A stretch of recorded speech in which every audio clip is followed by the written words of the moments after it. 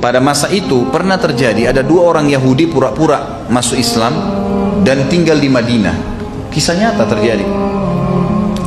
Mereka dua orang ini dahinya hitam. Kalau sholat di saf pertama, paling rajin baca Quran dan paling suka bantu orang. Itu cirinya.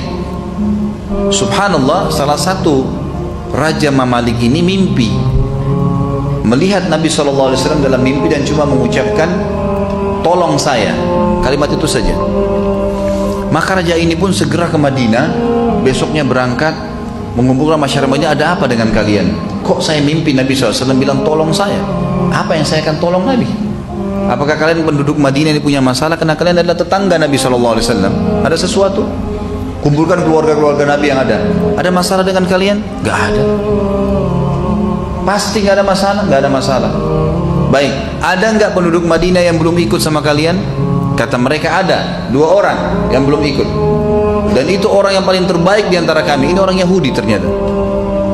Lalu si raja ini bilang, ada satu, saya tidak ingat namanya ya, tapi raja ini, riwayat ini masyhur. Raja ini kemudian pergi ke rumahnya 2 orang itu. Lalu duduk ngobrol, tidak ada sesuatu yang mencurigakan.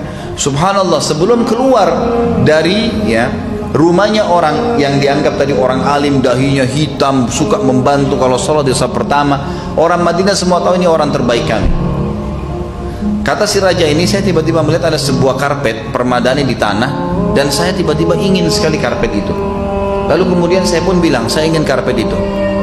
Padahal sebenarnya dia tidak butuh, dia raja, dia bisa beli karpet yang mahal. Kenapa dia tiba-tiba mau karpet itu? Dia bilang, tiba muncul perasaan saya itu. Lalu saya pun berkata, saya ingin karpet itu. Kata orang itu, tolong jangan cuma karpet satu-satunya. Pokoknya dia nggak mau kasih.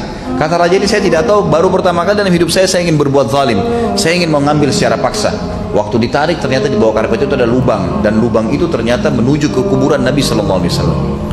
Tinggal 2 hari lagi mereka gali, itu sudah mereka bisa sampai ke kuburan Nabi SAW. Niatnya ingin mencuri jasadnya Nabi. Itu terjadi itu, dan itu sejarah Islam mencatat itu. Ada orang Yahudi yang seperti ini.